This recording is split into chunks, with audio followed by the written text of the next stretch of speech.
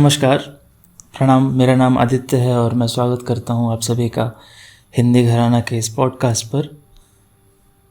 आज मैं एक ख़त पढ़ने जा रहा हूं। ख़त आपने इसके पहले भी एक बारी हमारे इस चैनल पे सुना है, हमारे पॉडकास्ट पे सुना है, काफ़का का ख़त अपने पिताजी को। तो वो भी बहुत प्राइवेट था, ये भी बहुत प्राइवेट है। वो सत्य था, वो वाकई काफ़का का लिखा हुआ खत था अपने पिताजी को। ये कृष्णचंद्र की एक कहानी है। उस कहानी में वो एक ख़त लिखते हैं, तो फिक्शनल है। और ख़त पढ़ने के बाद मेरा यही था कि ये फिक्शनल ही होना चाहिए, मतलब ये सच ना हो। क्योंकि फिक्शनल है तब तो पढ़ के मुझे इतना बुरा लगा, मेरे आंखों में आंसू आ गए। और सच होता तो पता नहीं और कितना बुरा लगता। ख़त, जब भी किसी का ख़त आप पढ़ते हैं या हम पढ़ते हैं, जैसे गौरव ने कहा था ना पिछले काफ़का वाले ख़त में कि उसे पढ़ते हुए बुरा लग रहा है कि किसी के पर्सनल लाइफ में वो झांक रहा हो जैसे, है ना। तो सच में बुरा लगना भी चाहिए अगर हम किसी का ख़त पढ़ रहे हैं, किसी का पर्सनल ख़त। तो अगर हमारे अंदर थोड़ी सी भी संवेदना है, सेंसिटिविटी है, या फिर हम आत्मा का एक भी अंश अगर हमारे अंदर जिंदा है, तो हमें किसी के व्यक्तिगत जीवन में घटी हुई घटनाओं में दखल अंदाजी नहीं करनी चाहिए। हालांकि इंडिया में हम पर्सनल स्पेस का कॉन्सेप्ट नहीं जानते हैं, पर ये कोई बहुत अच्छी बात नहीं है। मुझे लगता है कि अच्छी सिविलाइजेशन का एक पहचान ये भी है कि आप किसी के पर्सनल स्पेस की कितनी रिस्पेक्ट करते हैं, कितना आप दखल नहीं देते हैं किसी के जीवन में। तो ये ख़त कृष्णचंद्र ने लिखा है। ख़त का टाइटल है एक तवाइफ का ख़त। पढ़ता हूं मैं ये ख़त। पंडित जवाहरलाल नेहरू और कायदे आज़म जिन्ना के नाम। मुझे उम्मीद है कि इससे पहले आपको किसी तवाइफ का ख़त ना मिला होगा। ये भी उम्मीद करती हूँ कि आज तक आपने मेरी और इस कुमाश की दूसरी औरतों की सूरत भी ना देखी होगी। ये भी जानती हूँ कि आपको मेरा ये ख़त लिखना किस कदर मायूब है, और वो भी ऐसा खुला ख़त। मगर क्या करूँ, हालात कुछ ऐसे हैं और इन दोनों लड़कियों का तकाज़ा इतना शदीद हो कि मैं ये ख़त लिखे बगैर नहीं रह सकती। ये ख़त मैं नहीं लिख रही हूँ, ये ख़त मुझसे बेला और बतूल लिखवा रही हैं। मैं सिदके दिल से माफ़ी चाहती हूँ अगर मेरे ख़त में कोई फ़िक्रा आपको नागवार गुज़रे, उसे मेरी मजबूरी पर महमूल कीजिएगा। बेला और बतूल मुझसे ये ख़त क्यों लिखवा रही हैं? ये दोनों लड़कियां कौन हैं और उनका तकाज़ा इस कदर शदीद क्यों है? ये सब कुछ बताने से पहले मैं आपको अपने मुताल्लिक कुछ बताना चाहती हूँ। घबराइए नहीं, मैं आपको अपनी घिनौनी ज़िंदगी की तारीख़ से आगाह नहीं करना चाहती। मैं ये भी नहीं बताऊंगी कि मैं कब और किन हालात में तवाइफ बनी। मैं किसी शरीफाना जज्बे का सहारा लेकर आपसे किसी झूठे रहम की दरख्वास्त करने नहीं आई हूँ। मैं आपके दर्दमंद दिल को पहचान कर अपनी सफाई में झूठा अफसाना मोहब्बत नहीं गढ़ना चाहती।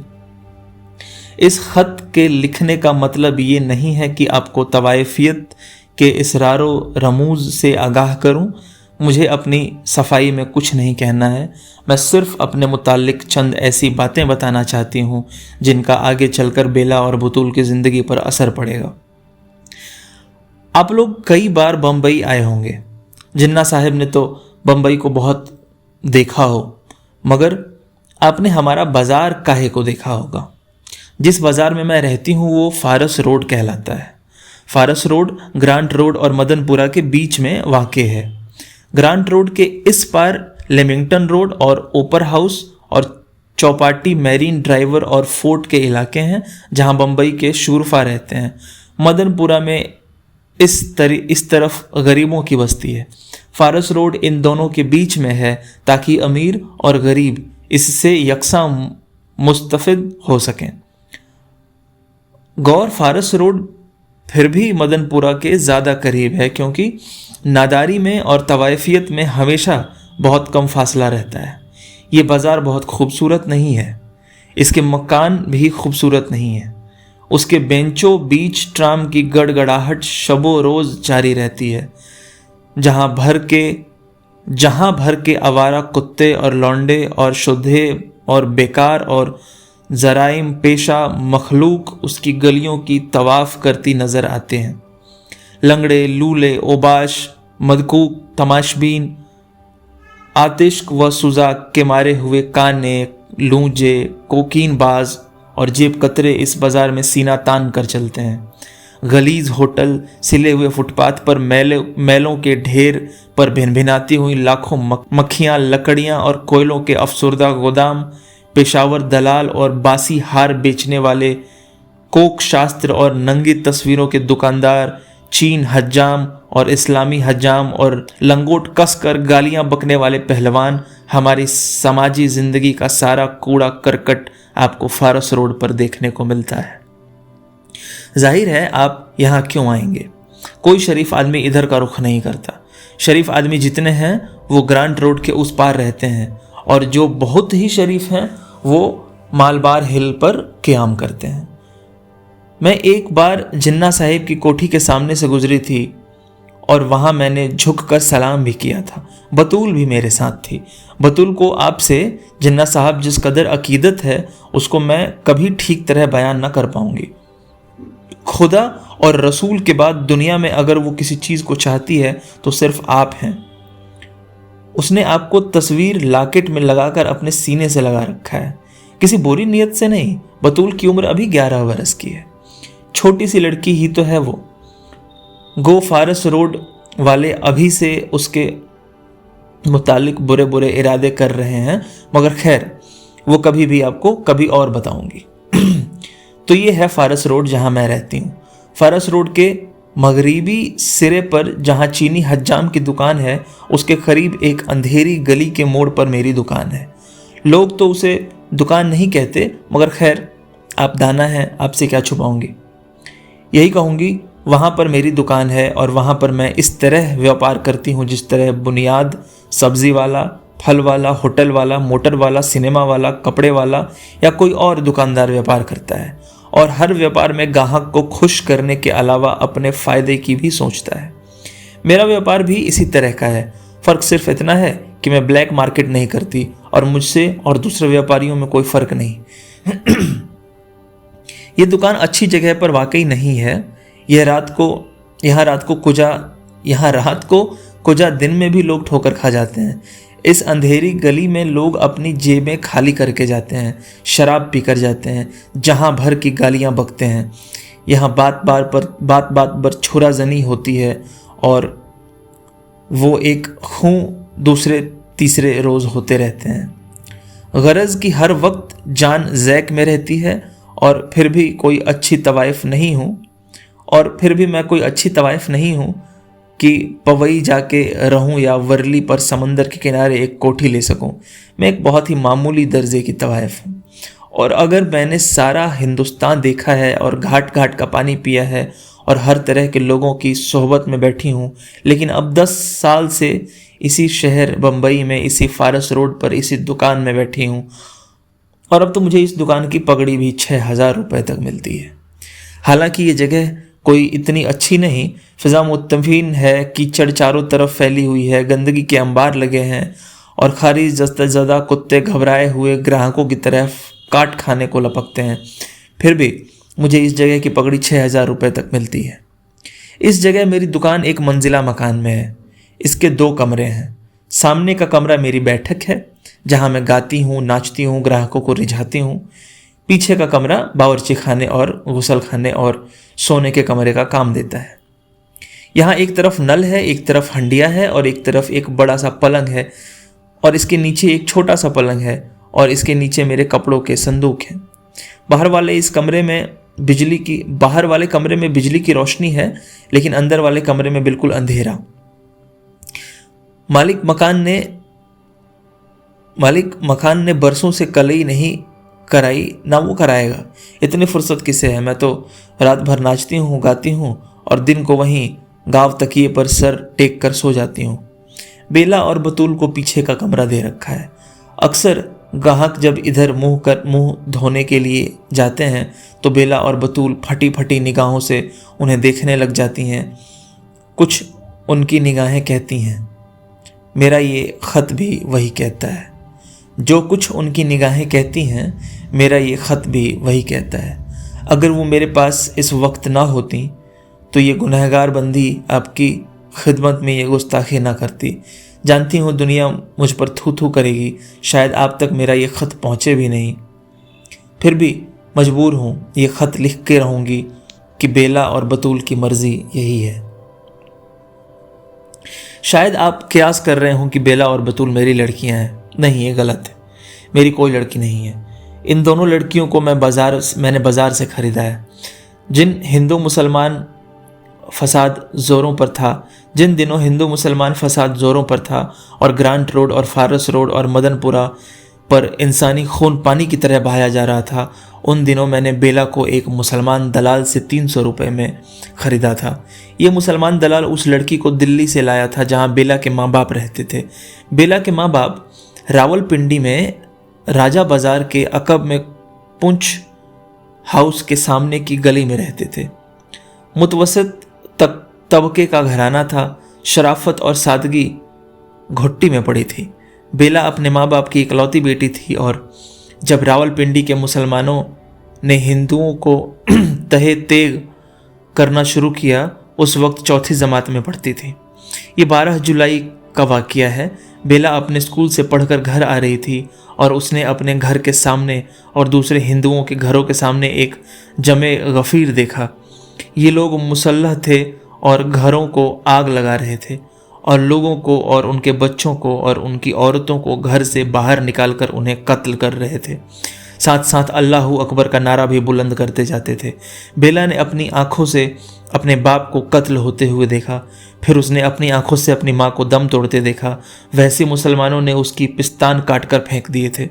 वो पिस्तान जिनसे एक माँ, कोई माँ, हिंदू माँ या मुसलमान माँ, ईसाई माँ या यहूदी माँ अपने बच्चे को दूध पिलाती है और इंसानों की ज़िंदगी में कायनात की वसूअत में तख्लीक का एक नया बाब खोलती है। वो दूध भरे पिस्तान अल्लाहू अकबर के नारों के साथ काट डाले गए। किसी ने तख्लीक के साथ इतना जुल्म किया था, किसी जालिम अंधेरे ने उनकी रूहों में ये स्याह भर दी थी। मैंने कुरान पढ़ा है और मैं जानती हूँ कि रावलपिंडी में बेला के माँ बाप के साथ जो कुछ हुआ इस्लाम नहीं था, वो इंसानियत भी नहीं थी, वो दुश्मनी भी न थी, वो इंतकाल भी न था। वो एक ऐसी सादत, बेरहमी, बुज़दिली और शीतनगत थी जो तारीख़ के सीने में फूटती है और नूर की आखिरी किरण को भी दागदार कर जाती है। बेला अब मेरे पास है, मुझसे पहले वो दाढ़ी वाले मुसलमान दलाल के पास थी।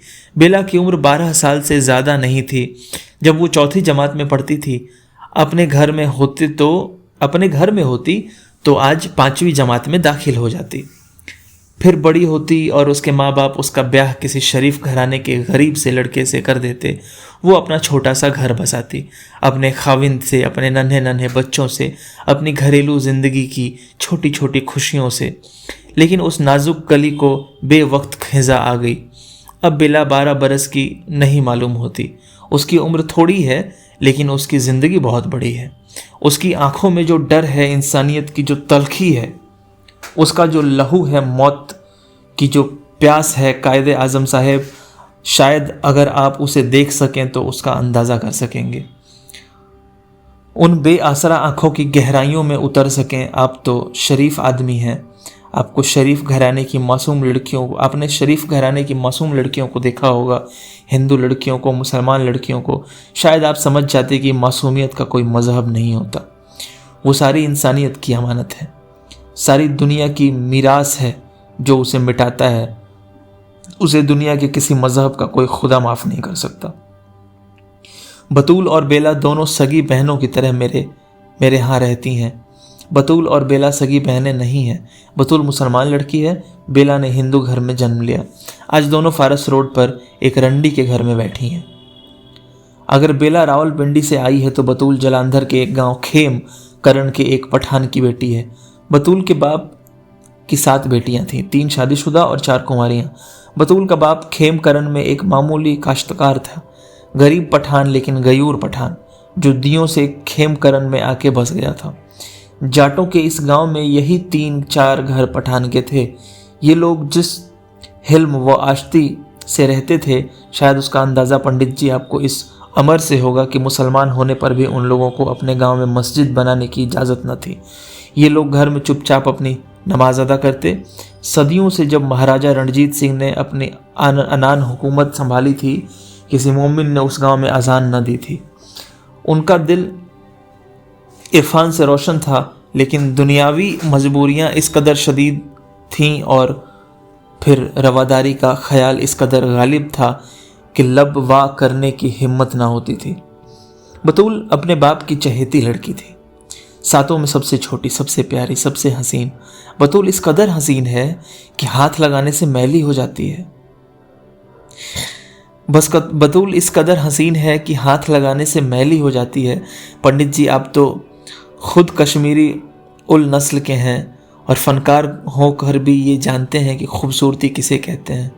ये खूबसूरती आज मेरी गंदगी के ढेर में गड़मड़ होके इस तरह पड़ी है कि इसका परख करने वाला कोई शरीफ आदमी अब मुश्किल से मिलेगा।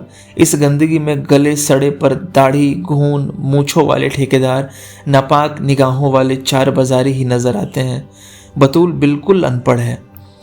उसने सिर्फ जिन्ना साहब का नाम सुना था। पाकिस्तान को एक अच्छा तमाशा समझकर उसके नारे लगाए थे, जैसे 3-4 बरस के नन्हे बच्चे घर में इनकलाब जिंदाबाद करते फिरते हैं। 11 बरस की तो है वो। अनपढ़ बतूल वो चंद दिन ही हुए मेरे पास आई है। एक हिंदू दलाल उसे मेरे पास लाया था। मैंने उसे 500 रुपये में ख़रीद लिया। इससे पहले वो कहाँ थी मैं ये नहीं कह सकती। हाँ, लेडी डॉक्टर ने मुझसे बहुत कुछ कहा कि अगर आप उसे सुन लें तो शायद पागल हो जाएं। बतूल भी अब थोड़ी पागल है। उसके बाप को जाटों ने इस बेदर्दी से मारा कि हिंदू तहजीब के पिछले 6000 बरस के छिलके उतर गए और इंसानी बर्बरियत अपने वहशी नंगे रूप में सबके सामने आ गई। पहले तो जाटों ने उसकी आंखें निकाल ली, फिर उसके मुंह में पेशाब किया, फिर उसके हलक को चीर कर उसकी ये आंतें तक निकाल डाली, फिर उसकी शादीशुदा बेटियों से ज़बरदस्ती मुंह काला किया। उसी वक्त उनके बाप की लाश के सामने रिहाना, गुलदर खशां, मरजाना, सोहम, बेगम एक एक करके वहशी इंसान ने अपने मंदिर की मूर्तियों को नापाक किया।